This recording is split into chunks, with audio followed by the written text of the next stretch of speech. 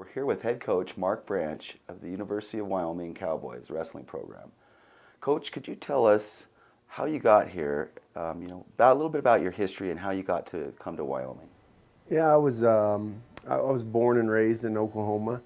Um, my father was a basketball player for Oklahoma State University, so I kind of grew up following Oklahoma State University athletics. Football, basketball, wrestling, baseball, everything. Was a big fan of theirs. Obviously, they had an outstanding wrestling program. For sure. They were only an hour down the road from where I grew up. So I grew up pretty much from a pretty early age wanting to be a part of that program. As I got through, got a little closer, got into my high school years, and started to understand kind of the realities of recruiting. That prospect looked pretty dim.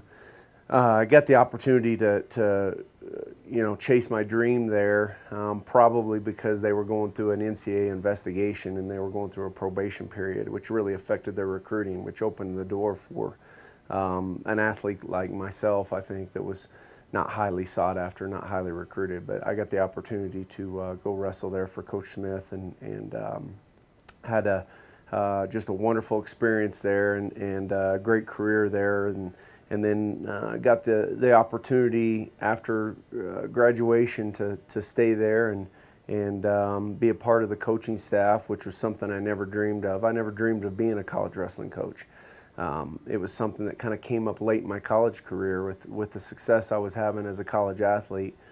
Coach Smith asked me if I would stick around and help out, and at the time it seemed like something I would give a try, and by that time I really was into college wrestling, so it was something that I really wanted to give a shot to. So of course I accepted that, and I was there for 11 years postgraduate as an assistant coach. The last 6 years I was the associate head coach there, and we won 4 NCAA team championships at the time, which was just something very special to be a part of, and got to a point where I think I was 34 at the time, and like I said, I'd been there for 16 years as a wrestler and then as a coach, and kind of came to a point in my life where I decided I either needed to decide if I wanted to stick with this wrestling, and if so, I needed to go and try to pursue a head coaching position, and if not, I probably need to think about going into another field, because I think I just felt like I had hit a point where I wasn't going to go any further there. Plateaued. Yeah, so I mean, career-wise, I was very motivated, but the weird thing, I was kind of confused. I really was looking around at some other job opportunities outside of wrestling. I was very picky and peculiar about where I would coach at. There were some openings that I looked at, but they weren't of interest to me. I didn't feel like the administrative support was there for those programs. I didn't want to go to a place where they really didn't care about winning. I'd been at such a competitive atmosphere for so many years that I really felt like if I can't find something that allows me to be a competitor, then I don't want to be a part of that. And then finding the right fit for your family. I had 2 small children, and trying to figure out where I would be comfortable raising my kids and something that would fit our lifestyle. So there were a lot of things that for a while it looked like I probably was going to get out of the sport of wrestling, because I thought to find the right combination is just not going to happen. When this position opened, I'd been here before. I knew a little bit about the program. I immediately looked into it, and the answers I got were the answers I was looking for. But they had informed me real quickly that they'd already found a guy that had verbally accepted the position. So again, I felt like, man, I was close to something that might have happened, and it's not going to work. But I stayed persistent, and after I think about a month, things changed rapidly, and they flew me out for an interview and offered me the job a day or 2 later, and I accepted it probably another day after that. I mean, it all happened real quick, and I moved in about 2 weeks. So everything kind of happened, and I'd spent 34 years of my life within a 60-mile radius. Yeah. So this was quite overwhelming. I remember after I flew out for my interview and accepted the job. The next weekend they flew me back out to look for a house by myself. When I came out for an interview, my wife came out here with me. But when I came out by myself, I remember just being, feeling like, a man without a country. I mean, Right. I'm driving into a town I knew nobody, Right. which I have never done. I mean, Right. I'd never experienced that. And except when I went to college, but I did know some people, that were going to be there. So, but that was the closest experience that I could relate to it, is walking on the college campus the first day, going, "Oh no, I'm alone." And so driving in, but now I'm 34. I got a lot more maturity, but I didn't handle it very well. I mean, I remember thinking this was a huge mistake. Can I undo what I've done? I've made a huge mistake, and I don't know what I'm doing. And driving through town, just going, man, I got to fix this somehow. And I remember driving down Grand Avenue, and the side of a liquor store had a mural painted on it, and it was a cowboy Pistol Pete. Right. And on one chap it said UW, and on the other chap it said OSU. And I thought, okay, I'm in the right place. And something little like that, I just remember, relieved me. And I took a picture of it and sent it to my wife, and I'm like, we're going to be all right, and it's just been a fantastic experience.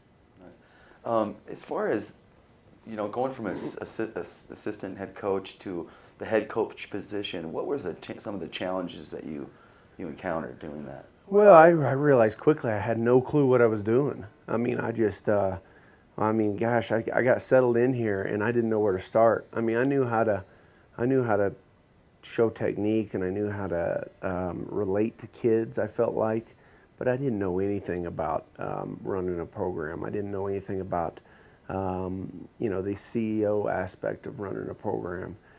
I didn't know anything about dealing with administration. I didn't know anything about scholarships. And I mean, there were a multitude of things that I was unprepared for. So I remember the first several months just being scared would be a word, a lack of confidence. I mean, I really felt overwhelmed. And, it took me a while to settle in and feel comfortable and feel confident that I was doing the right things.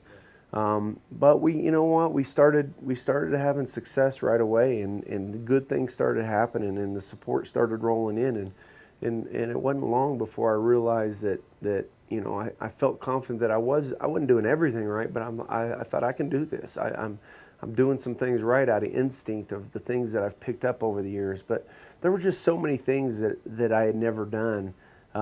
At a program like Oklahoma State, I mean, I was involved in a lot of things, but there were so many things I wasn't involved in, and I didn't realize it until I became a head coach, that I wasn't involved in a lot of aspects of the program that would maybe prepare me for the next level. And that's something that I try to carry on as a head coach. I try to make sure my assistant coaches are informed on all the details of everything going on in the program. So I don't want them to have that feeling when if they have an opportunity to move on and run their own program. I want them to make sure they don't have that scared feeling. But I was good at what I was good at and proficient with what I did. I just didn't realize I didn't know, and I never asked either. Never asked. You just go on and do your thing, and I'd done that for so many years. So, I should have took more time to learn more about the other aspects of running a program.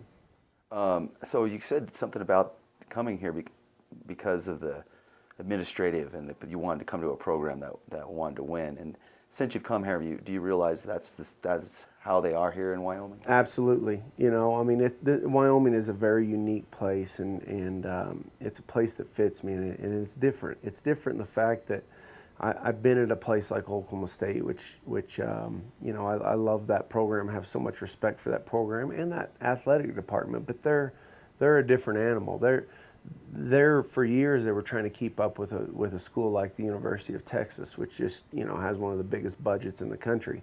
And they got a big time donor to come in and make that dream possible. And they dump so much money into facilities and especially specifically into their football program. You know, and Wyoming, they're not going to have a budget like that. They're going to keep things small and they're going to keep things intimate, which I really like. It was attractive to me.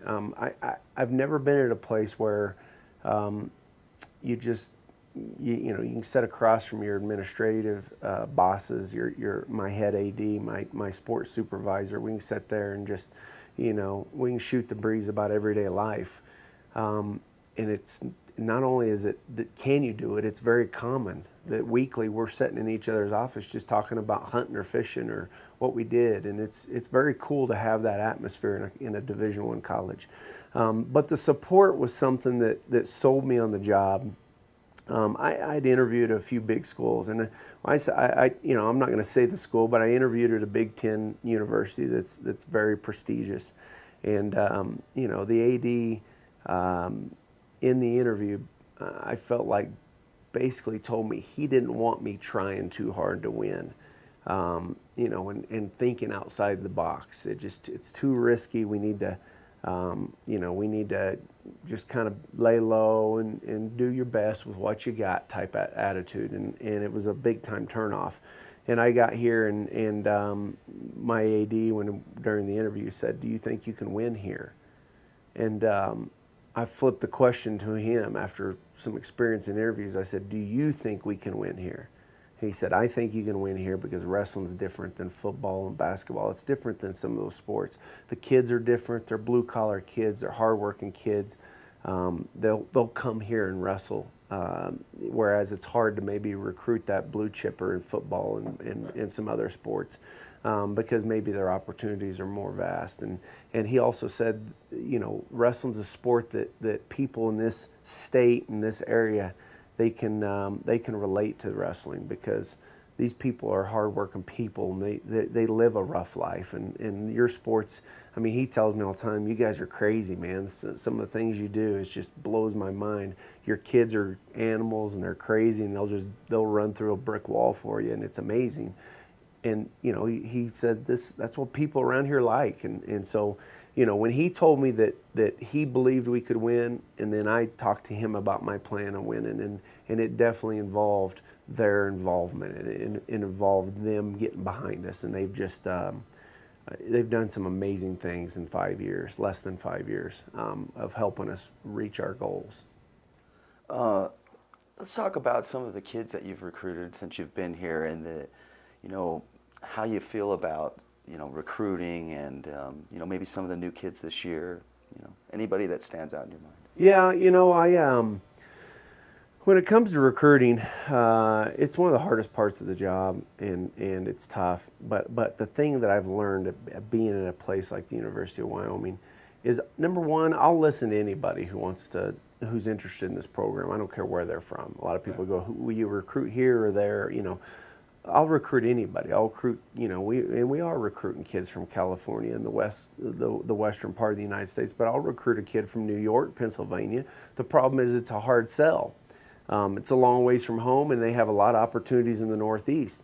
So it's not that I won't recruit anybody. I would be interested in, I'm not going to discriminate about where you come from, but what I've noticed and what I've talked to our coaching staff about is when we go out and recruit, first thing we do is look in our backyard.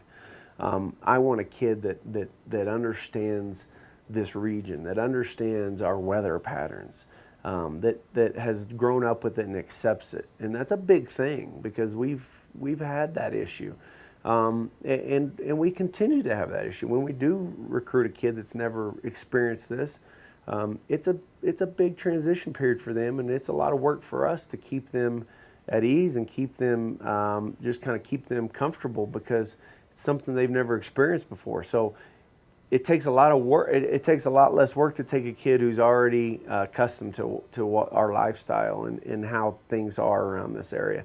We look for those kids who love the outdoors. We look for those kids who love to hunt and fish that maybe grew up, you know, around ranching or farming or something like that. I mean, those kids really adapt here well. So and the great thing is we have great wrestling. We have great wrestling. We've got some good kids coming out of Wyoming. We've got good kids coming out of Colorado. We got good kids coming out of Montana and Idaho, Utah. So those surrounding states, there's quality wrestlers out there. So that's been kind of a focus of ours, and you know, we've done well, and we predominantly have stayed west. I mean, our freshmen this year, we have a kid from California, we have a kid from Washington, we have a couple kids from Wyoming, we got a couple kids from Montana, and so, you know, those kids, you know, and you look at our California kid, that's been our biggest focus.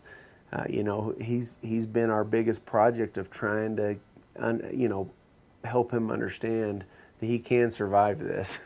Because I know it runs through his mind. He's like, man, what did I get into? This is so, never seen snow, much less for 5 months. Or blowing straight in your face. Right. Yeah. So, you know, it's a lot of work. But we've been, I tell you what, I don't think there's any doubt. Now, obviously, a lot of things can happen in the future, but right now, there's not any doubt that this freshman class that we have right now that we're redshirting, they're head and shoulders the best class that we've ever had. I mean, the results we're getting, the work ethic that we're getting, the academics that they've shown us have just, you know, have been very, very satisfying so far. We're excited about the future of the program. And I think, you know, I think we got several impact players that are gonna step up and put this program to another level. Yeah, I can see that. A couple of our boys from Montana, Mendenhall and Stroh, you know, you recruited them. We've been following their high school careers, you know, over there in Montana, and they're really some really tough kids. Yeah. I don't think I've seen Benjamin Stroh ever lose a match. Well, they're not only talented, but they've got the right mentality to survive at this level.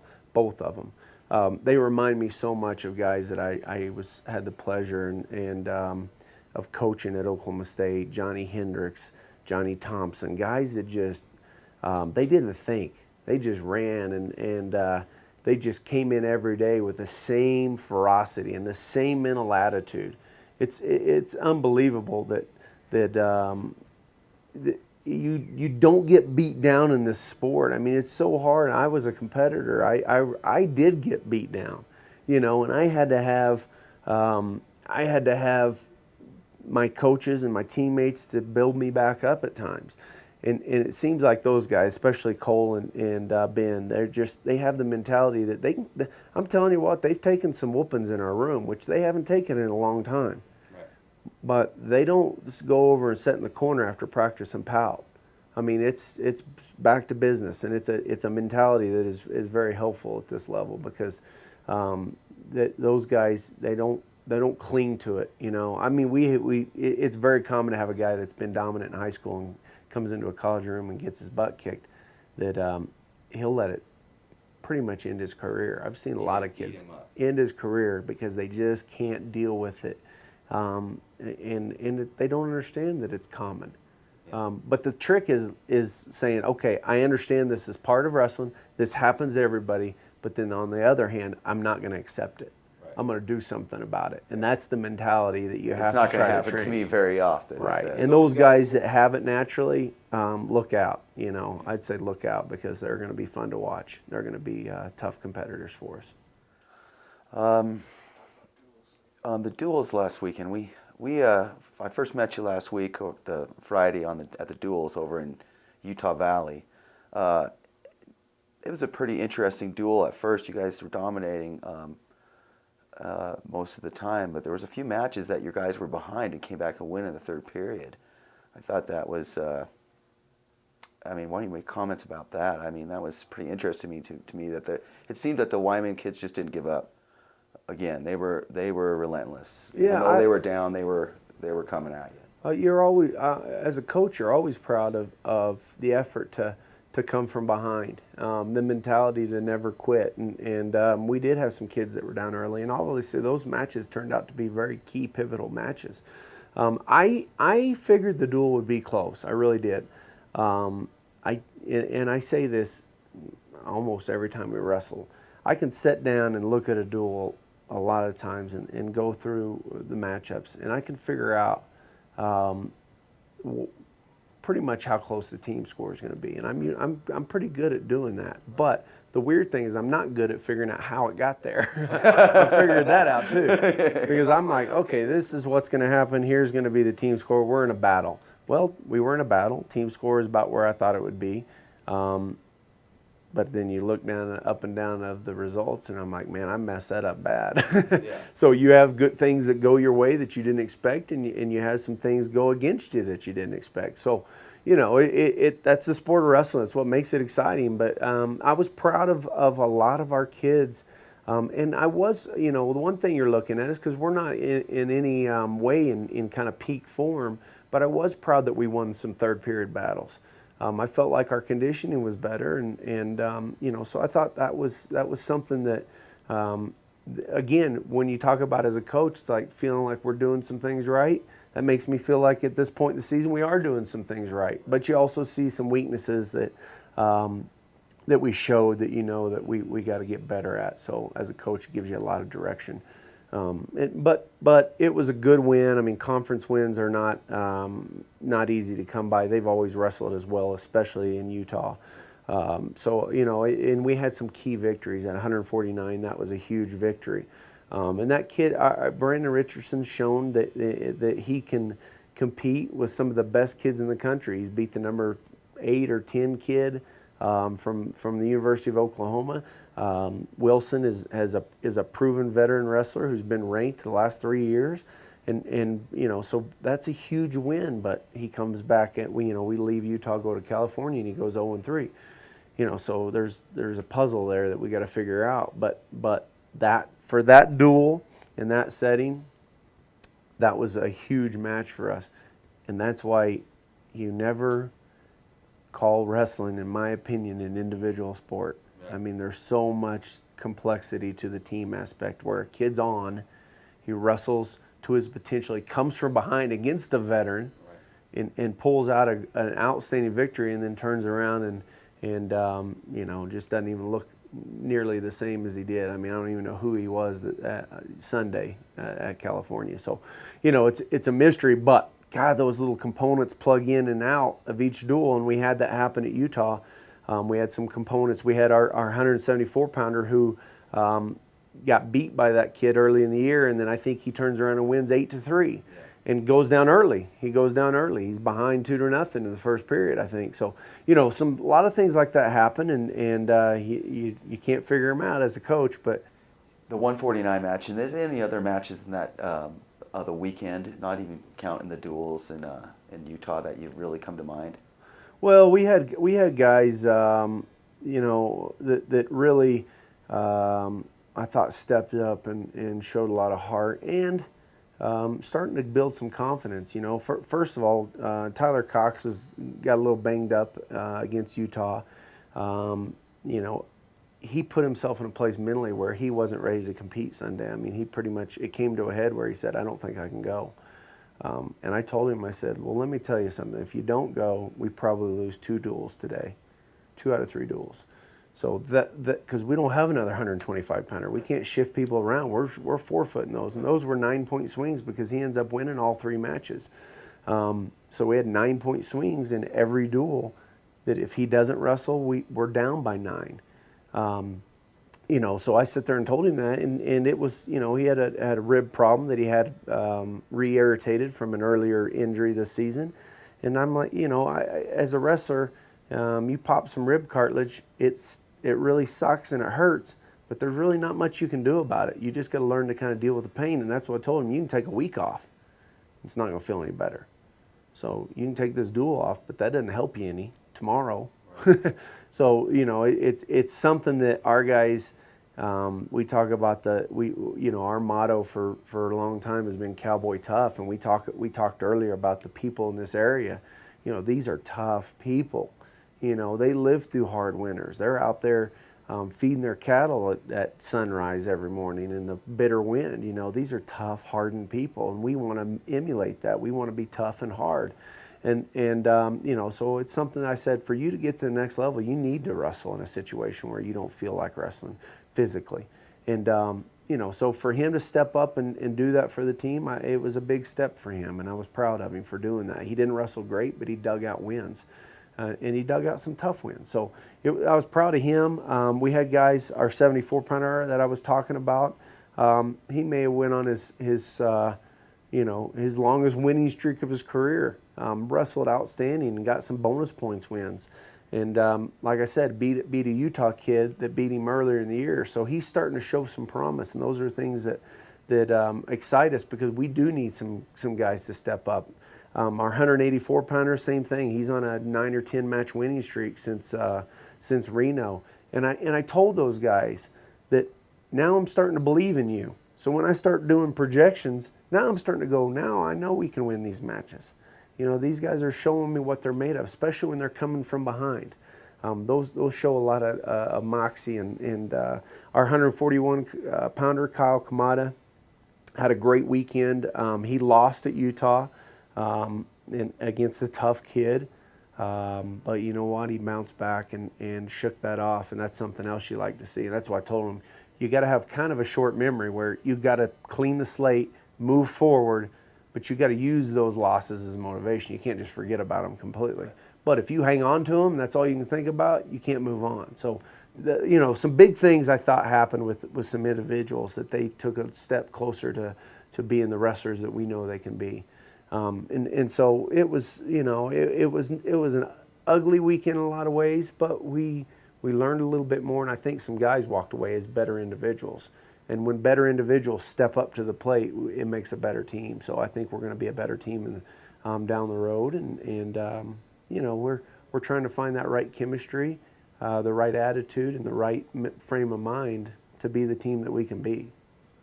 The Utah guys the Utah coaching staff over there has kind of gone up and down. It's had, there's a few people coming in and out.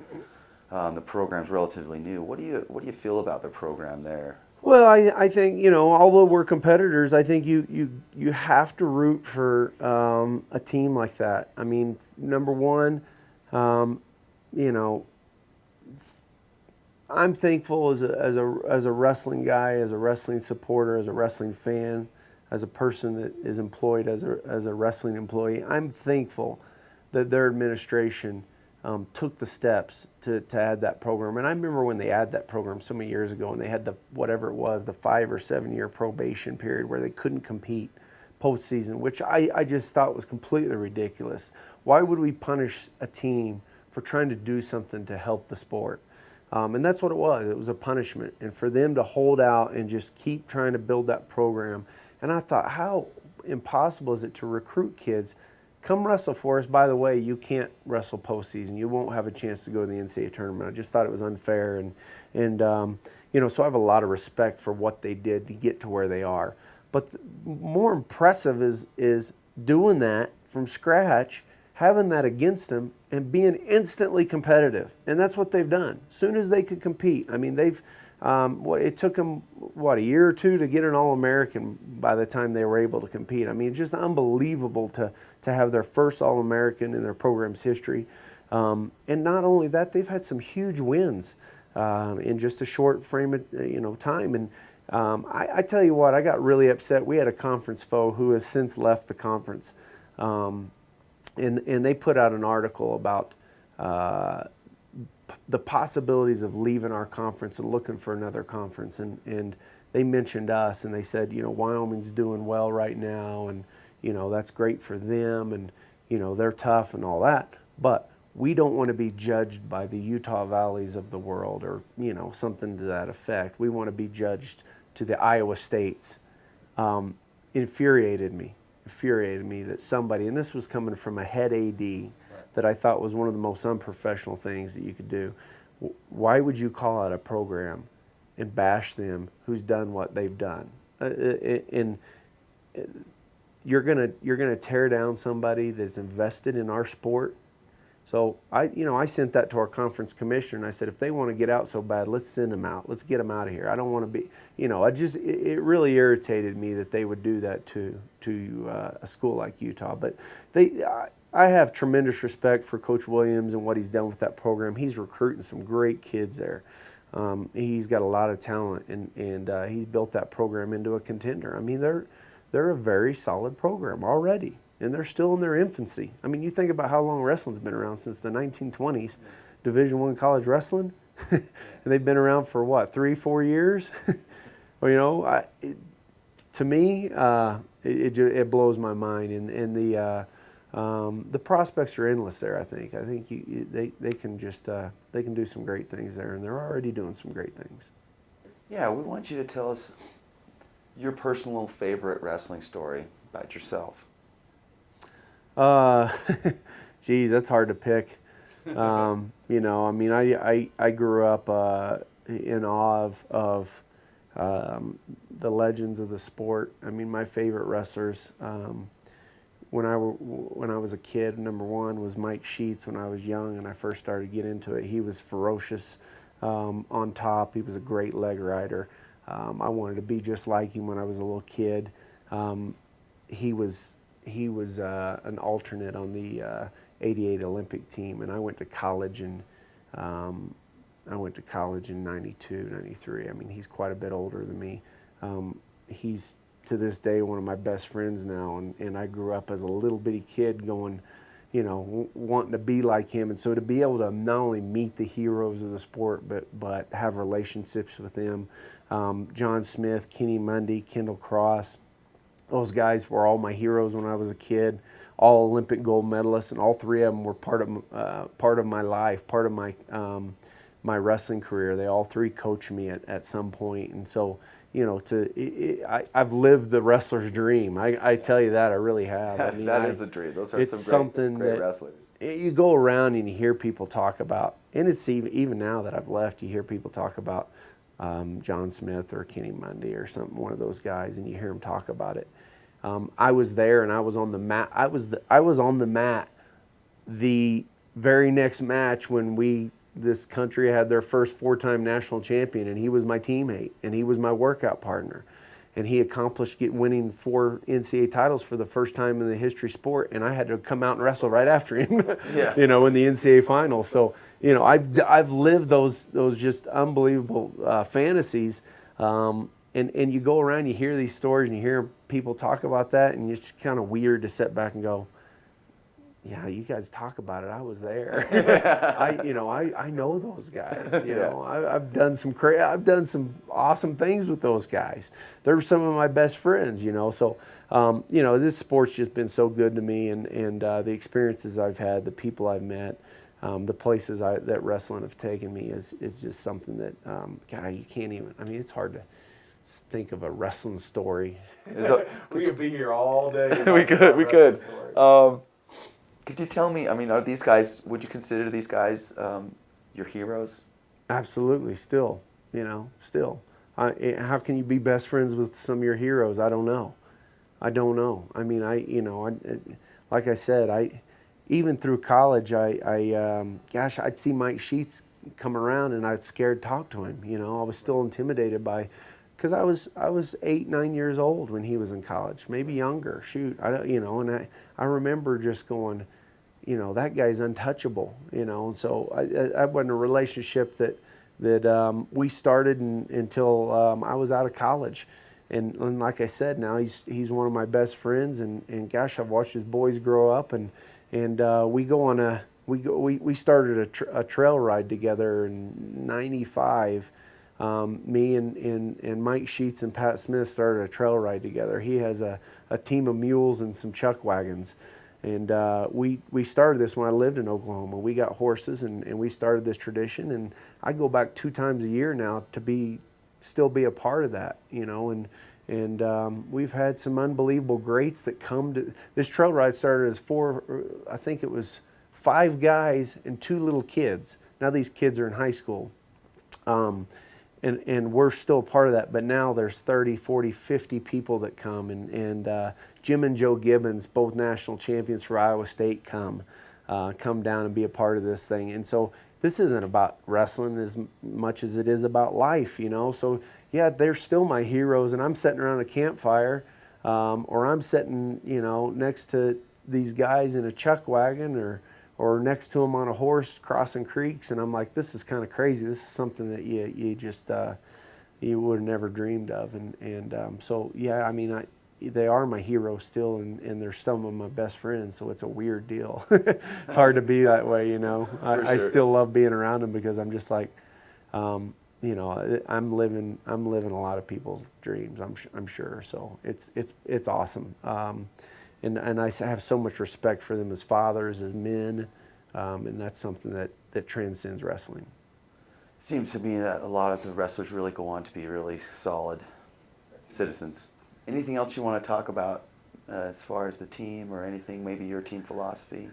Yeah, you know, I mean, I've talked about us, that mentality that we need to develop and all that. This team, you know, we've had some ups and downs already in a young season. We lost a very good freshman heavyweight who was doing some great things for us for the season. We got back a returning starter who was cleaning up some academic issues. You know, so it's kind of, we've had some highs and lows, and that's the way wrestling is. I tell you, it's when the lows hit you, you're like, I tell you what, as a coach, you go, man, how long can I do this during the lows? And then all it takes is one high, you know, to remind you, and that's the way this season is. And the key, every season's like that. The key is to finish on a high. You know, you're going to have peaks and valleys, and you want to make sure you're peaking at the right time. So we got a lot of season, a lot of wrestling left, and hopefully we'll be on a high in March. Well, thanks a lot, Coach, for taking Yeah, your time. thank you. We appreciate it.